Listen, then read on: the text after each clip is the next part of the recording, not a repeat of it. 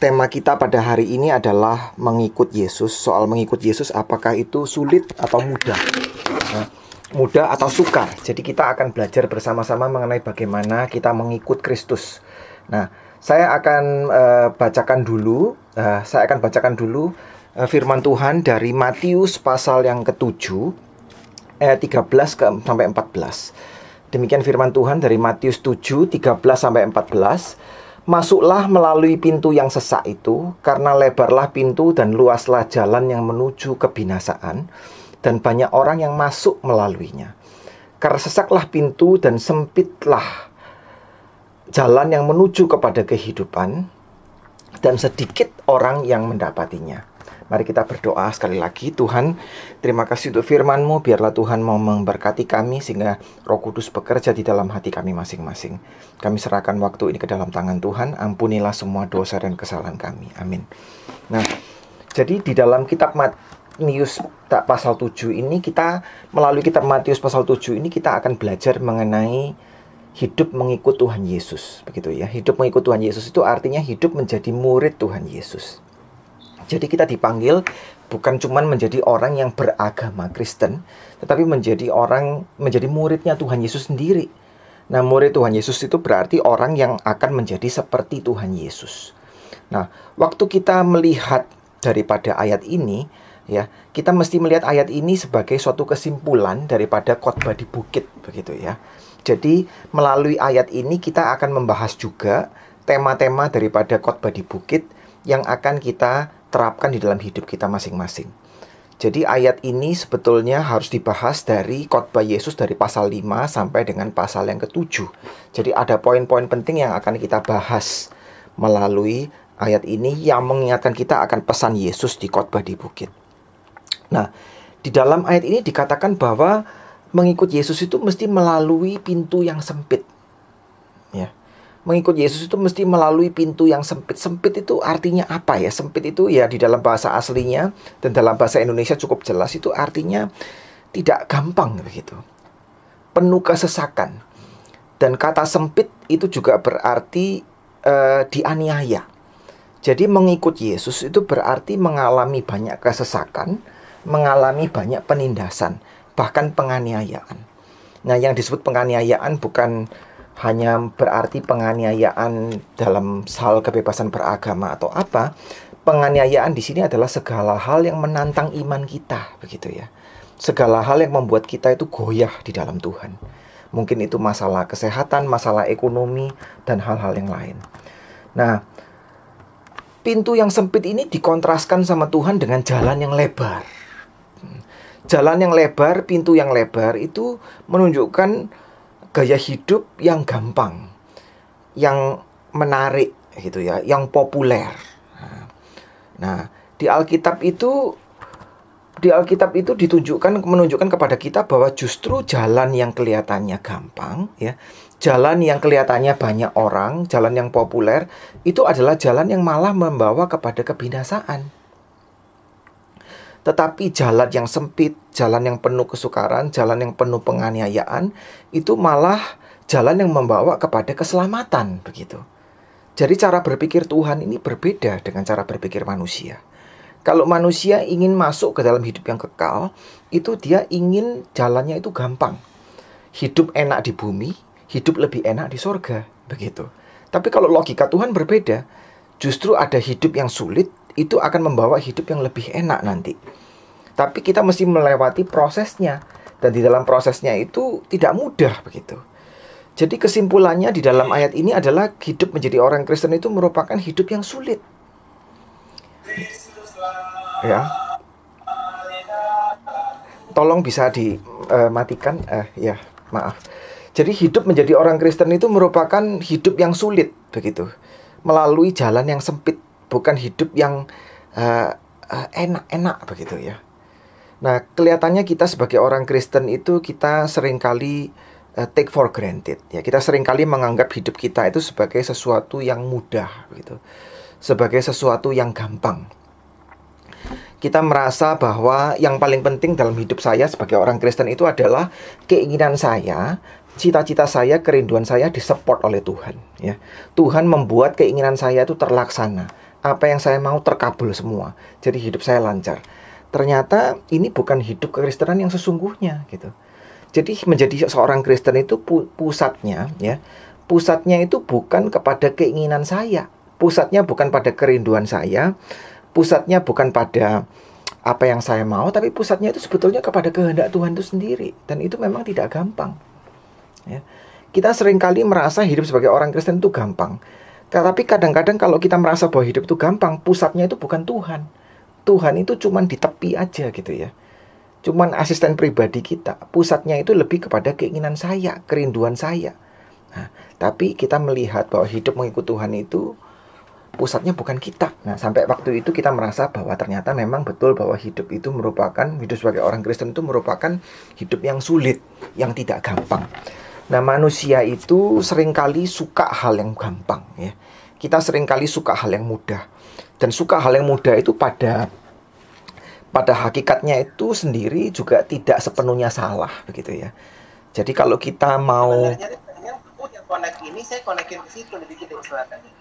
jadi kalau kita misalnya mau apa namanya, kita mau apa itu, saya coba ini kita kalau misalnya lebih baik bisa dengar. Sorry ya, ini ada gangguan. Ini bisa dimatiin suaranya. Sorry, saya agak nggak bisa bicara. Jadi begini, saya tadi sampai di mana ini?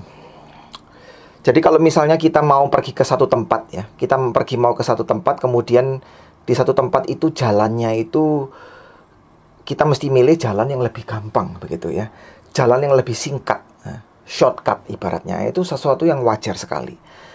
Ya, tetapi kalau kita lihat di dalam hidup kita itu kadang-kadang hal yang sulit ya. Hal yang sulit itu merupakan sesuatu yang diperlukan seringkali. Ya. Jadi ada kalanya kita merasa hal yang gampang itu adalah hal yang mesti kita kejar begitu. Kalau ada jalan yang lebih mudah, kenapa enggak? Tetapi seringkali kesulitan itu merupakan jalan menuju kepada excellence, menuju kepada perfection. Ya. Orang yang suka terhadap hal yang sulit itu adalah orang yang mau mengembangkan dirinya sendiri sebetulnya. Ya, orang yang mau berkembang itu adalah orang yang mau menantang dirinya. Nah, begitu. Jadi kalau misalnya saudara suka masak, hobi masak, dan saudara merasa bahwa saudara punya talenta di dalam masak. Nah, itu tidak cukup untuk mengembangkan diri itu untuk belajar masak hal yang gampang-gampang. Masak-masak hal yang gampang. Saudara perlu menantang diri saudara untuk masak yang susah begitu. Sehingga di dalam masak yang susah-susah itu, talenta saudara, potensi saudara lebih dikembangkan. Misalnya ada orang yang punya talenta musik, ya. Talenta musik bernyanyi misalnya. Yang talenta itu tidak akan dikembangkan, ya. Kalau setiap seumur hidup itu cuma nyanyinya itu cuma nyanyi bintang kecil misalnya, ya, nggak bisa. Ya. Jadi mesti berkembang. Jadi kadang-kadang perlu menantang diri untuk menyanyi lagu yang sulit, untuk menyanyi komposisi yang sulit supaya apa? Supaya potensi kita itu dikembangkan. Nah, hal yang sulit itu hal yang bisa mengembangkan potensi, mengaktualisasikan talenta kita. Nah, hal-hal yang sulit itu juga, itu hal yang membuat kita itu menjadi lebih excellent. Ya, istilahnya seperti itu.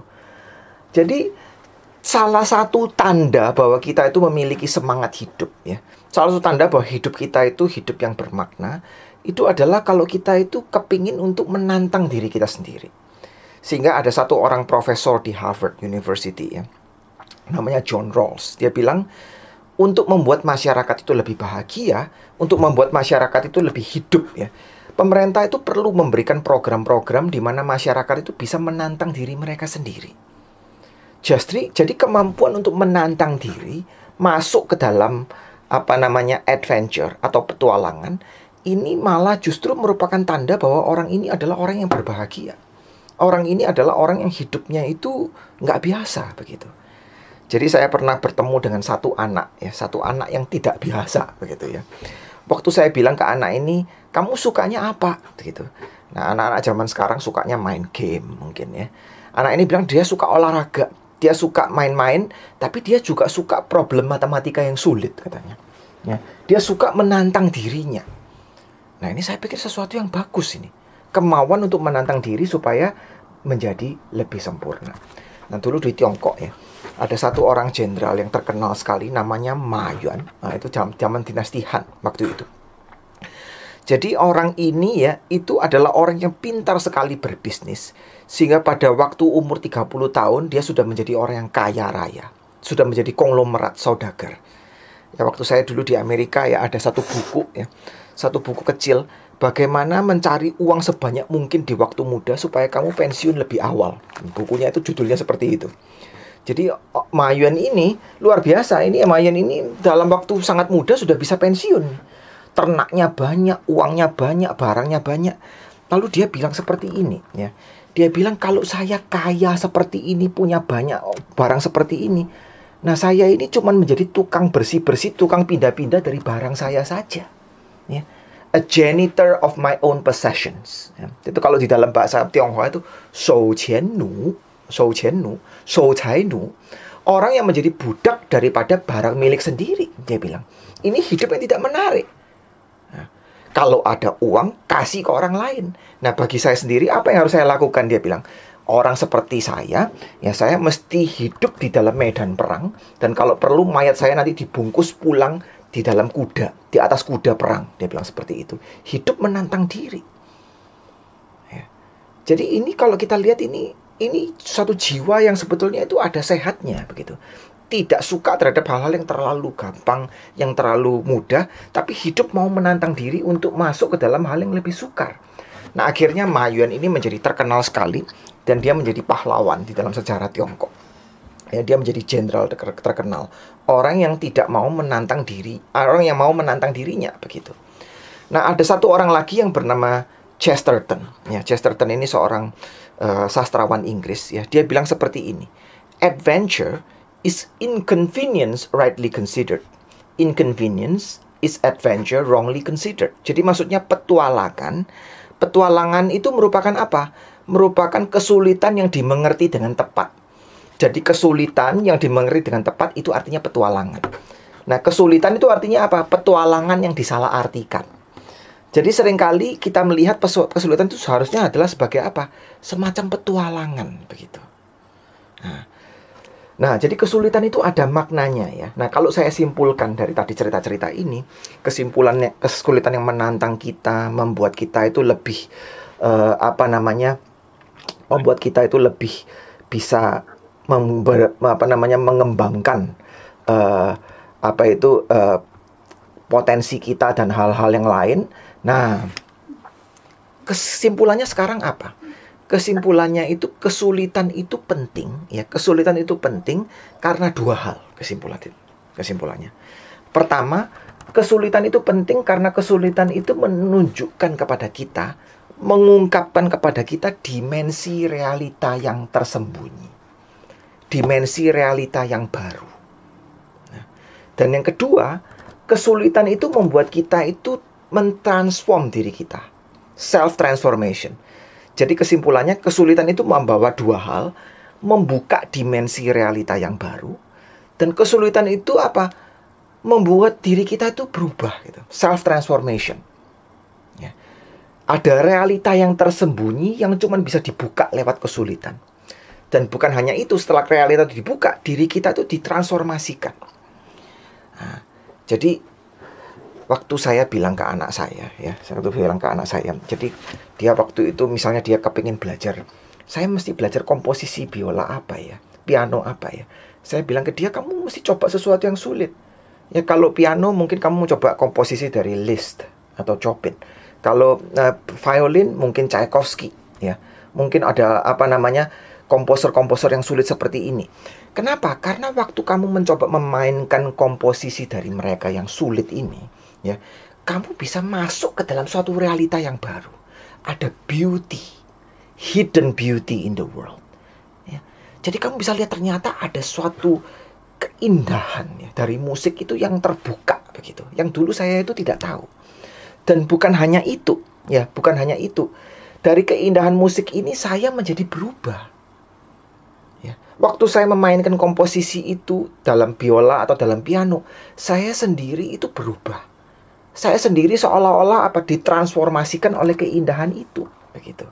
Nah, ini yang menyebabkan apa? Yang menyebabkan kesulitan itu baik. Karena dia menyingkapkan hal yang tersembunyi. Dan ini cocok dengan apa yang kita mau bahas di dalam Matius pasal yang ke-7. Nah, Matius pasal yang ke-7 ini merupakan kesimpulan dari khotbah di bukit. Dan kesimpulan dari khotbah di bukit ini artinya apa ya? Nah, khotbah di bukit ini bukan cuma soal moralitas saja ya. Bukan cuma soal etika. Khotbah di bukit dari Tuhan Yesus itu mengabarkan mengenai kerajaan Allah. Ya. Jadi khotbah di bukit itu mengabarkan mengenai masuknya kerajaan Allah di bumi. Nah, kerajaan Allah itu sesuatu yang tersembunyi. Kerajaan Allah itu jangan dimengerti sebagai suatu negara gitu ya. Seperti kita negara Indonesia atau negara apa yang ada batas-batasnya, batas-batas geografisnya. Tapi kerajaan Allah itu kita bisa mengerti sebagai semacam realita, sebagai semacam kondisi yang masuk ke dunia. Jadi kerajaan Allah itu sesuatu yang berasal dari sorga, yang masuk ke bumi. Jadi waktu Tuhan Yesus mengajarkan orang Kristen untuk mengikut Dia dengan mengasihi musuh, ya, dengan menahan marah, dengan tidak pamer, dengan berdoa Bapa kami, ya, di dalam khotbah di bukit ini, Dia mau mengingatkan mereka bahwa mereka hidup seperti di sorga. Karena apa? Kerajaan sorga ini sudah masuk ke dunia, ya. Nah, menghidupi sorga di bumi ini merupakan sesuatu yang sulit, bukan sesuatu yang gampang. Kita sekarang berada di dalam bumi, ya, di dalam dunia ini, tapi di dunia ini kita mesti menghidupi kerajaan sorga. Nah, ini merupakan sesuatu hal yang sulit sekali. Nah, mengapa menghidupi kerajaan sorga itu sulit? Ya, ada 3 alasan. Mengapa menghidupi kerajaan sorga itu sulit? Yang pertama ya, hidup kerajaan sorga itu sulit karena hidup kerajaan itu merupakan hidup yang tersembunyi. Hidden, hidup yang tersembunyi. Maka itu Tuhan Yesus menekankan ya, kita orang Kristen itu hidup secara tersembunyi. Ya, kita orang Kristen hidup secara tersembunyi. Jadi apa yang dilakukan oleh tangan kanan kita tidak boleh diketahui oleh tangan kiri kita. Kita berdoa masuk ke dalam kamar yang tersembunyi. Hidup kita itu tersembunyi. Kerajaan sorga itu sudah masuk ke dunia, tetapi orang di dunia ini masih tidak bisa lihat. Ya, tidak bisa lihat di mana ini kerajaan ini. Kita orang Kristen sudah lahir baru, sudah masuk dalam kerajaan sorga, tapi kita sendiri juga tidak bisa lihat. Ya, hidup kita yang baru ini bagaimana ya? Kita tidak bisa lihat. Nah, Paulus berkata di dalam kitab Kolose, carilah hal-hal yang di atas, karena apa? Hidupmu itu tersembunyi dengan Kristus. Nah, Paulus berkata seperti ini. Berarti hidup kita ini merupakan hidup yang tersembunyi. Tersembunyi. Sehingga orang lain tidak bisa lihat. Ya, apa orang lain dari luar itu tidak bisa membedakan apakah kita ini anak Tuhan atau anak dunia. Ya, bukan berarti kita ini bersinar-sinar seperti malaikat, ya kan? Jadi kita nggak bisa lihat itu. Bahkan hidup kita yang baru ini pun tersembunyi dari diri kita sendiri. Jadi seringkali kita orang Kristen menjadi bingung. Katanya saya anak Allah, tapi kok saya sakit-sakitan ya? Katanya saya berada di dalam Tuhan, berada dalam kerajaan sorga, tapi kok kesusahan saya banyak? Jadi hidup ini merupakan hidup yang tersembunyi, yang membuat kita sendiri juga merasa frustrasi. Ya. Dunia tidak mengenal Kristus, tidak mengenal orang Kristen, karena hidup Kristen itu, hidup kerajaan sorga itu merupakan suatu hidup yang tersembunyi. Bahkan orang Kristen pun tidak kenal dirinya sendiri. Dan seringkali hidup di dalam kelemahan iman, karena hidup ini tersembunyi. Jadi kerajaan sorga itu sulit karena kerajaan sorga ini tersembunyi. Yang kedua, hidup di dalam kerajaan sorga ini merupakan hidup yang sulit karena hidup dalam kerajaan sorga ini hidup yang jungkir balik. Hidup yang sungsang. Sungsang itu berarti apa? Terbalik. Hidupnya itu terbalik. Gitu ya, sungsang. Nah, mengapa? Karena di dalam kerajaan dunia, di dalam dunia, ya toh, orang yang berbahagia adalah orang yang kaya hatinya. Kaya hatinya itu maksudnya apa? Orang yang merasa cukup. Orang yang kuat. Orang yang tertawa. Tapi Yesus berkata di dalam kerajaan sorga, yang berbahagia adalah orang yang miskin hatinya. Orang yang menangis. orang yang lapar dan haus akan kebenaran. Ini berbeda sekali ini. Ya, berbeda sekali. Jadi ini kerajaan yang sistemnya, cara hidupnya itu berbeda dengan dunia, sungsang. Nanti waktu kita di sorga pasti bahagia. Tapi sekarang kita ini seolah-olah di dua tempat. Kita di bumi menghidupi yang kehidupan di sorganya. Ini kehidupan yang terbalik. Ya. Apa yang dikatakan bahagia di dunia, oleh Tuhan Yesus dikatakan itu tidak membahagiakan. Apa yang oleh dunia dibilang itu jelek, oleh Tuhan Yesus dibilang bagus. Dianiaya itu nggak enak. Tapi Tuhan Yesus bilang berbahagialah mereka yang dianiaya. Nah ini kerajaan yang terbalik. Dan yang ketiga, kerajaan Allah, kerajaan sorga, hidup dalam kerajaan sorga itu sulit. Bukan hanya itu karena tersembunyi, bukan hanya itu berbalikan, tetapi hidup dalam kerajaan sorga itu hidup yang sejati. Justru karena itu hidup yang sejati, maka itu sulit. Ya.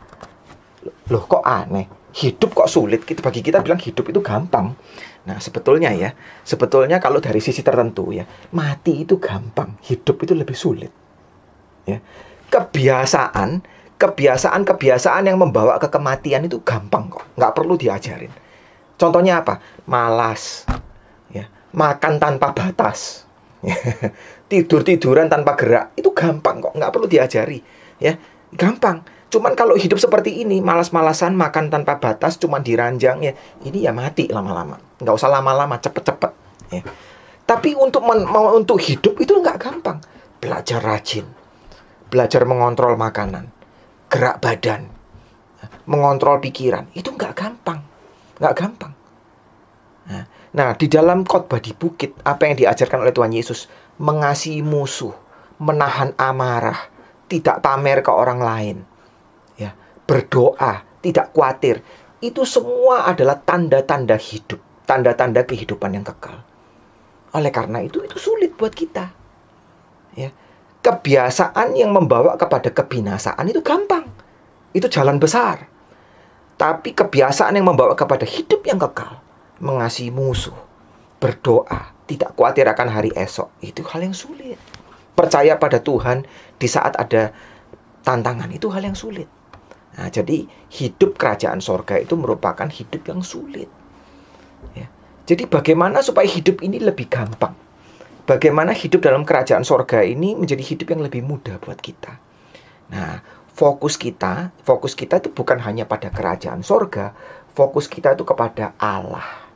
Jadi kerajaan sorga di Alkitab juga disebut sebagai kerajaan Allah, betul nggak? Ya, jadi sorga itu intinya itu Allah. Yang disebut sorga, realitas sorgawi adalah Immanuel, hidup bersama Allah, Allah bersama dengan manusia. Oleh karena itu, supaya hidup dalam kerajaan sorga yang sulit ini lebih gampang ditanggung, kita mesti memfokuskan perhatian kita kepada Bapa, kepada Allah Bapa. Karena kita cinta kepada Allah Bapa, karena kita mau hidup seperti Allah Bapa, kita mau menghadapi kesulitan di dalam hidup sorgawi ini. Oleh karena itu, salah satu himbauan Tuhan Yesus kepada kita semua apa? Tuhan Yesus berkata, apa? Hendaklah engkau sempurna, sama seperti Bapakmu di sorga itu sempurna. Jadi kita mengejar hidup ini karena kita ingin jadi seperti Bapak. Ya, seperti Bapak. Tetapi, ya, sebetulnya ya, hidup seperti Allah Bapa itu bukan juga suatu hidup yang mudah loh sebetulnya. Ya. Kenapa? Nah, karena ada 3 hal, juga 3 ciri-ciri ini. Karena Allah Bapa itu adalah Allah Bapa yang tersembunyi. Waktu Tuhan Yesus berkata di dalam kitab Matius, berdoalah di kamarmu, berdoalah kepada Bapakmu yang tersembunyi. Bapakmu yang tidak kelihatan itu. Ya. Nah, sehingga seringkali kita sebagai orang Kristen itu kita merasa frustrasi karena kita tidak bisa lihat Tuhan. Dan waktu keadaan sulit, itu kok kita tidak merasa Tuhan itu beserta kita ya. Nah, jadi saya tadi bilang kita mesti mengikut Allah ya. Tapi mengikut Allah itu juga tidak mudah karena Allah itu tersembunyi. Dan seringkali kita tidak bisa melihat Tuhan atau merasakan Tuhan. Justru di waktu kita merasa susah begitu. Ya. Nah, tetapi sebetulnya yang menyembunyikan Tuhan, ya, itu bukan Tuhan sendiri. Karena Tuhan itu selalu beserta kita. Ya. Yang membuat Tuhan tersembunyi itu sebetulnya adalah kekhawatiran kita, pikiran kita. Jadi ibaratnya kalau penyertaan Tuhan itu seperti samudra yang luas, ya. Ya, seperti samudra yang luas. Nah, samudra yang luas ini, yang jernih, yang bening, yang membawa ketenangan ini ditutupi oleh awan-awan kekhawatiran, oleh awan-awan pikiran dan kesibukan. Jadi sebetulnya menarik diri dari Tuhan itu kita sendiri sebetulnya seringkali. Kita tidak pernah menenangkan diri. Ya. Tidak pernah menenangkan diri untuk connect dengan Tuhan. Nah, ketersembunyian itu sebetulnya ada arti yang lain. Ketersembunyian dari Tuhan, ya, itu sebetulnya memiliki makna apa? Intimasi. Ya, jadi kalau Tuhan Yesus berdoa, kalau kita lihat di Alkitab, ya, Tuhan Yesus berdoa selalu apa? Selalu pergi meninggalkan orang banyak, berdoa sendiri. Ya. Selalu dia itu menekankan intimasi dengan Bapa lewat doa pribadi.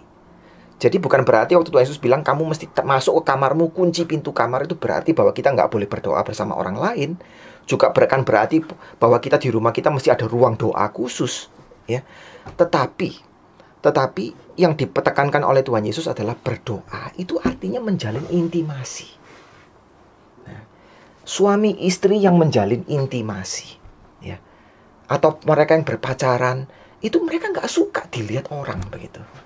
Intimasi atau kedekatan itu merupakan sesuatu yang tersembunyi, ya, sesuatu yang tersembunyi. Jadi Bapa yang tersembunyi ini justru mengundang kita untuk menjadi apa? Close with Him, ya. Berhubungan dengan Dia melalui doa, ya. Jadi yang paling penting itu bukan kesukaranku, yang paling penting bukan masalahku, tetapi hubunganku dengan Tuhan. Nah, begitu. Nah, mengikut Allah Bapa, ya, mengikut Allah Bapa itu tidak mudah, ya. Karena apa? Karena Allah Bapa ini juga adalah Allah Bapa yang berbeda dengan kita. Yang kedua, ya. Jadi sama seperti kerajaan Allah itu merupakan kerajaan yang sungsang, ya. Kerajaan yang apa? Putar balik, ya, yang berbalik. Allah Bapa ini cara mikirnya dengan manusia juga terbalik. Manusia itu menekankan balas dendam. Yang penting saya balas orang itu kalau salah sama saya. Tapi Allah Bapa memberikan hujan baik kepada orang yang baik ataupun orang yang jahat. Ya. Manusia menekankan bukti. Saya mau lihat. Kalau Tuhan ada, saya mau lihat. Tapi Tuhan tidak begitu gampang memberikan bukti. Manusia kepingin pamer. Tapi Tuhan tidak demikian. Tuhan sepertinya kepingin menyembunyikan diri. Dan di Alkitab, manusia ingin jadi Tuhan, Tuhan ingin jadi manusia, gitu ya. Berbalik. Nah, berbalik sekali. Nah, ini tantangan buat kita, ya. Tantangan buat kita itu apa? Tantangan buat kita itu adalah pada saat kita di dalam keadaan susah dan kita bingung, Tuhan, Engkau ada di mana, ya? Bagaimana saya dapat bukti bahwa Engkau ada, bahwa Engkau menyayangi saya? Tuhan kadang-kadang mau memberikan tantangan seperti ini buat kita. Mau nggak kamu yang menjadi bukti bahwa saya ada beserta dengan dirimu? Jadi lewat kita itu berserah kepada Bapa, lewat kita percaya kepada Dia, justru orang lain lihat. Ternyata keadaan dia itu menjadi bukti bahwa Tuhan itu ada dan beserta dengan dia. Jadi waktu dalam keadaan kita susah, Tuhan mungkin tidak lewat langit langsung berteriak kepada kita, aku di sini misalnya, ya. Mungkin Tuhan juga tidak langsung memberikan kita mukjizat, karena Tuhan mau kita itu menjadi bukti, ya. Diri kita ini menjadi bukti bahwa Tuhan itu beserta dengan kita. Nah, ini Allah yang berbalik sekali cara berpikir dengan kita.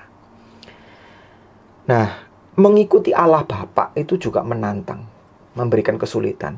Karena apa? Nah, karena unsur yang ketiga, yaitu berada bersama dengan Allah itu merupakan sumber kehidupan. Nah, tadi saya bilang, hidup yang sepenuhnya, mau hidup dengan sungguh-sungguh itu tidak gampang. Penuh tantangan. Nah, hidup dengan Allah Bapa itu merupakan hidup yang tidak mudah. Kenapa? Karena Allah Bapa itu adalah Bapa yang merupakan sumber daripada kehidupan. Ya gitu. sumber daripada kehidupan. Nah, jadi contohnya misalnya, di dalam Alkitab, di dalam khotbah di bukit, Tuhan mengatakan jangan kamu khawatir. Jangan kamu khawatir akan apa yang kamu makan atau minum besok. Nah, tapi kita gampang khawatir. Tapi kekhawatiran yang berlebihan itu memperpendek umur. Kekhawatiran yang berlebihan itu membawa kematian.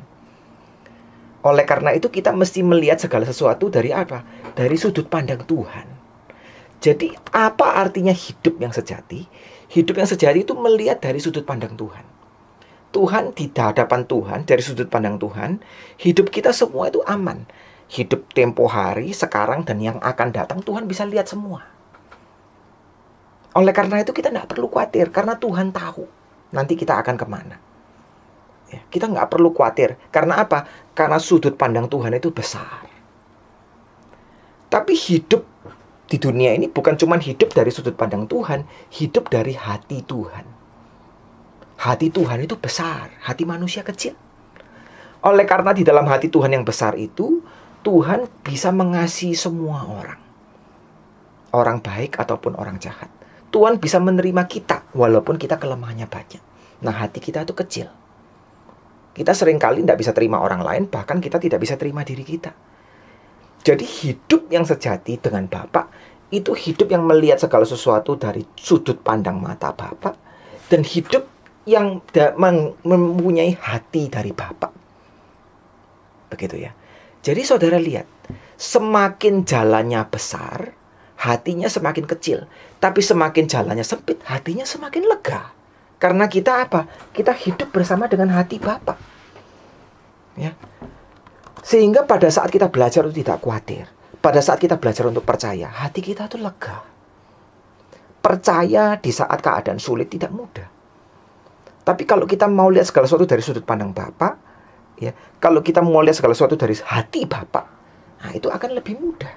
Dan hati kita akan semakin dibesarkan, begitu. Nah ini mengikut Bapa, ya. Nah, tetapi masalahnya apa? Masalahnya nanti kita kan bisa bilang, kita kan bukan Tuhan, ya kan? Kita bukan Allah. Tuhan Yesus meminta kita mengikut Allah menjadi seperti Allah. Ya, menjadi seperti Allah itu kan berlebihan. Menjadi seperti Allah, kita manusia kok bisa menjadi seperti Allah? Ya kalau Allah datang. Kalau Allah datang menjadi manusia. Nah, itu kita bisa lihat. Nah, kita bisa mencontoh, kita bisa meneladani. Ya, mungkin kita bisa pikir seperti itu ya. Ya jelas saja sulit ikut Tuhan, ya. Tapi kalau Allah jadi manusia, itu akan lebih mudah. Nah, ternyata Tuhan betul-betul jadi manusia di dalam diri Tuhan Yesus. Begitu ya. Jadi kalau kita lihat khotbah di bukit, ya. Khotbah di bukit, perintah-perintah Tuhan Yesus, permintaan Tuhan Yesus itu semua merupakan apa? Gambaran dari Tuhan Yesus sendiri. Gambaran daripada hatinya Tuhan Yesus sendiri. Cara hidupnya Tuhan Yesus. Jadi saya simpulkan ya. Kita mau masuk ke kerajaan surga, itu sulit. Jadi masuk kerajaan surga lewat apa? Lewat meneladani Bapa. Tapi meneladani Bapa juga nggak gampang, karena kita bukan Bapa. Kita bukan Allah, kita manusia. Oleh karena itu kita mengikuti Bapa lewat meneladani Tuhan Yesus. Nah, tapi jangan lupa, Tuhan Yesus juga punya 3 ciri-ciri. Yang pertama apa? Hidup Tuhan Yesus adalah hidup yang tersembunyi. Sama seperti Bapa itu tersembunyi. Tuhan Yesus tidak suka pamer. Begitu dia melakukan mujizat, dia selalu bilang apa? Dia selalu bilang ke murid-muridnya, jangan katakan ke orang lain. Ya, Tuhan Yesus waktu dia di dunia, dia bilang, aku datang bukan untuk menyenangkan hati manusia. Ya. Jadi dia mengajarkan kepada kita, waktu kita memberikan persembahan, waktu kita berpuasa, waktu kita berdoa, jangan buat pamer. Ya, karena hidup kita tersembunyi. Oleh karena itu kita sebagai orang Kristen hidup seperti Tuhan Yesus, kita tidak perlu takut orang lain tidak memandang kita. Ya, kita tidak perlu takut. Ya, orang lain menganggap kita sial, menganggap kita hidup kita tidak bagus atau bagaimana. Tidak perlu takut. Yang paling penting itu bagaimana Tuhan lihat kita. Kita menjadi tersembunyi. Orang lain nggak kenal kita siapa, itu bukan masalah yang paling besar. Karena hidup kita tersembunyi di dalam Kristus. Sama seperti Kristus itu tersembunyi hidupnya. Dan yang berikutnya, kalau kita lihat ciri-ciri hidup Tuhan Yesus adalah apa? Tuhan Yesus hidupnya itu juga berbalikan dengan dunia. Ya. Dunia bilang terus menumpuk harta, terus menumpuk nama baik. Tapi Tuhan Yesus bilang apa? Memberi lebih baik daripada menerima. Jadi cara Tuhan Yesus berbeda. Orang lain bilang apa? Kalau saya tidak pikir ini semua lewat cara mikir saya, kalau saya tidak khawatir, kalau saya tidak sungguh-sungguh khawatir dan memikirkan usaha saya atau hidup saya akan habis. Tapi Tuhan Yesus bilang apa? Jangan kamu khawatir. Percaya kepada Bapa. Berbalikan sekali hidup Tuhan Yesus ini. Ya. Bahkan Tuhan Yesus hidup ini berbalikannya, puncaknya apa? Dia bilang bahwa mereka yang mau menyelamatkan nyawanya akan kehilangan nyawanya. Mereka yang kehilangan nyawanya justru akan menyelamatkan nyawanya. Berbalikan sekali ini. Dan yang berikutnya, yang terakhir, ya, sama seperti tadi ciri-cirinya kerajaan dan ciri-cirinya Bapa, hidup Yesus ini hidup yang berbalikan, hidup yang tersembunyi. Karena apa? Karena hidup Yesus ini hidup yang sejati. Hidup Yesus adalah hidup yang tidak bisa ditaklukkan oleh kematian. Nah, tadi saya kan bilang, hidup Yesus itu hidup yang berbalikan, hidup yang sungsang. Ya, yang sungsang. Orang lain cari nama baik, ya, Yesus yang paling penting cari apa? Penghargaan dari Bapa. Orang lain mementingkan menumpuk, mendapatkan, Yesus menekankan memberi. Orang lain mementingkan bagaimana mengkhawatirkan diri sendiri, Yesus mementingkan percaya pada Tuhan. Jadi hidup Yesus terbalik. Tapi saudara perhatikan, justru karena hidup Yesus itu terbalik, maka Yesus bisa membalik hukum alam. Ya. Hukum alam itu apa? Hukum alam setelah manusia berdosa, hukum alam itu habis hidup ya mati. Itu hukum alam. Ya. Hidup selama mungkin, ya, nggak peduli umur kita berapa, nggak peduli berapa lama di dunia, habis hidup ya mati. Itu hukum alam. Nah, hukum alam ini dibalik sama Tuhan Yesus. Habis mati, hidup.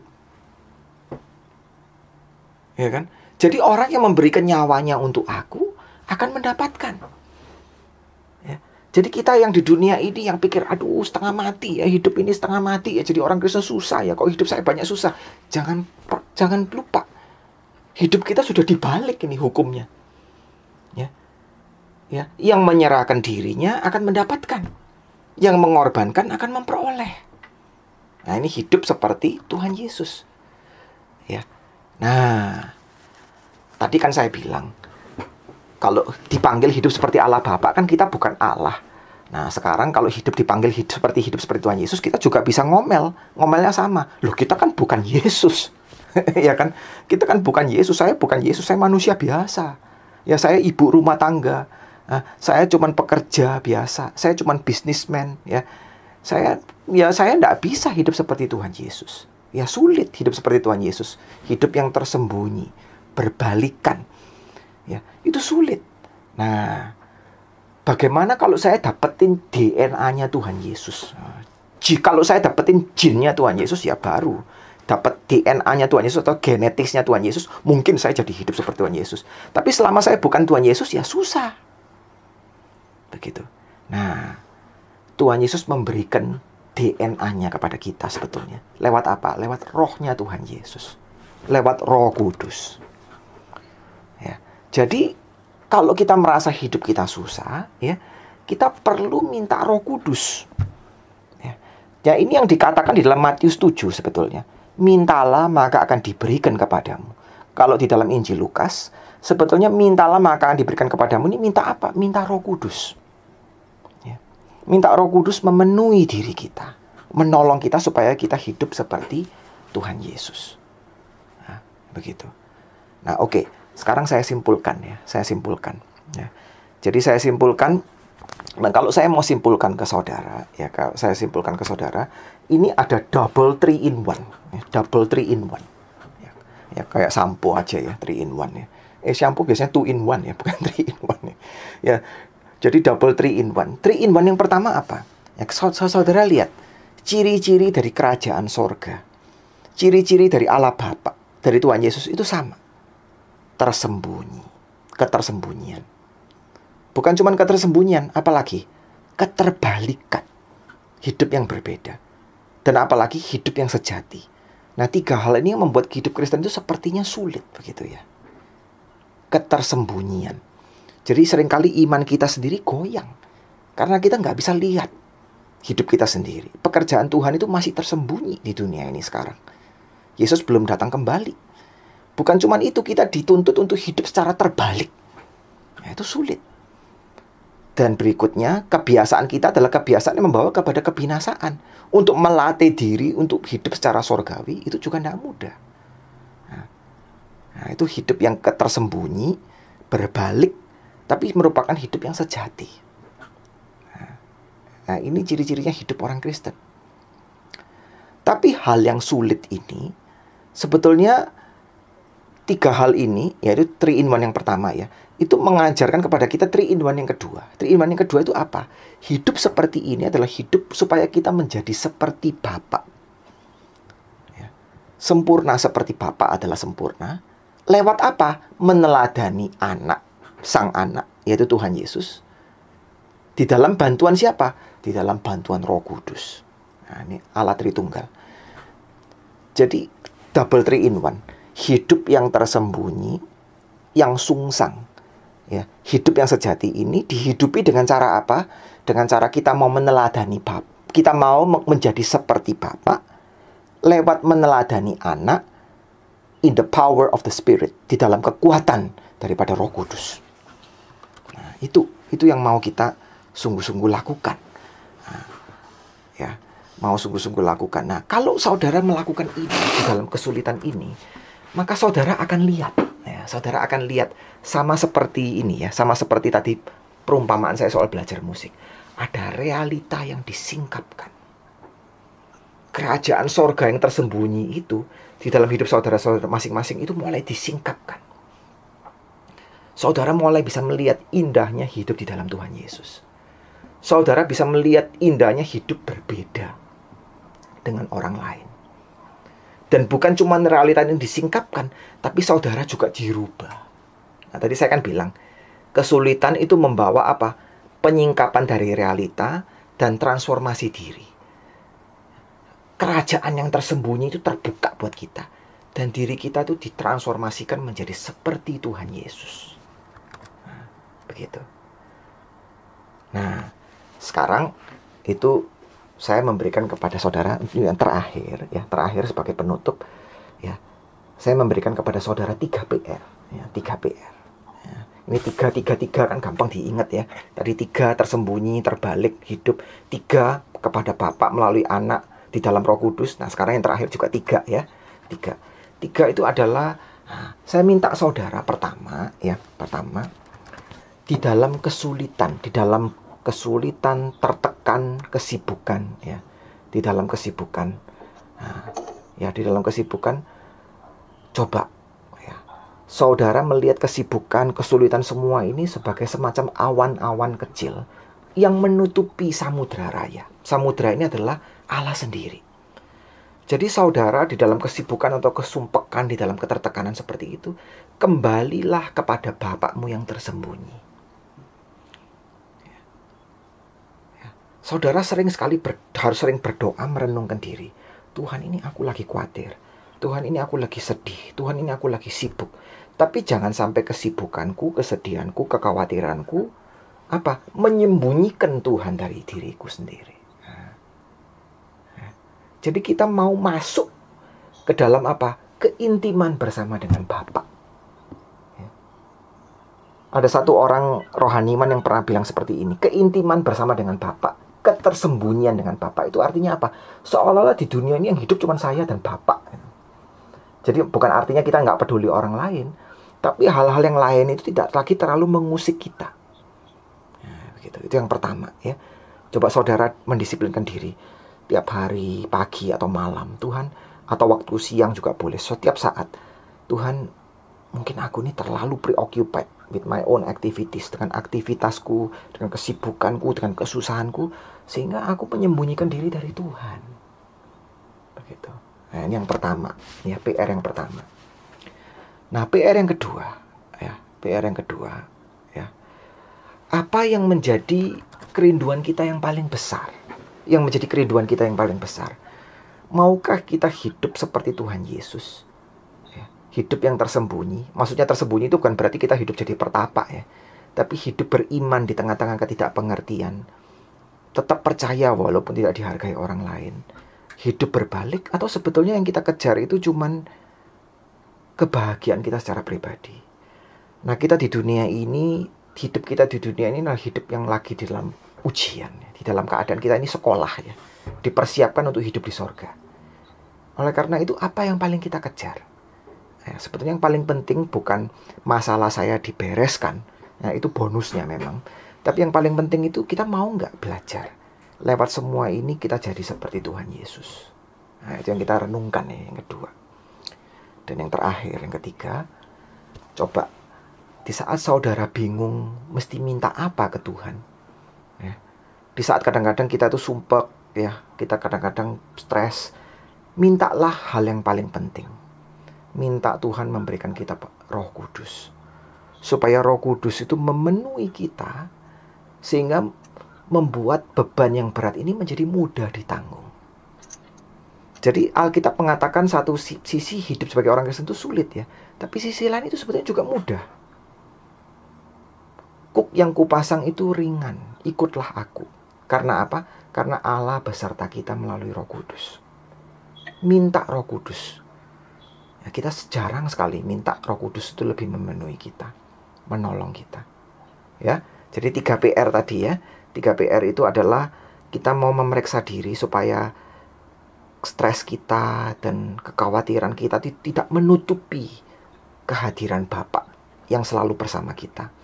Dan yang kedua, kita mau memeriksa aspirasi diri kita sendiri. Apa yang kita kejar sebetulnya? Kita mau hidup seperti Tuhan Yesus atau cuman kesuksesan pribadi saya sendiri? Dan yang ketiga, minta Roh Kudus itu semakin memenuhi kita, semakin memberi kita kekuatan, supaya kita menghidupi hidup surgawi di dalam dunia yang penuh kesesatan. Amin. Mari kita berdoa.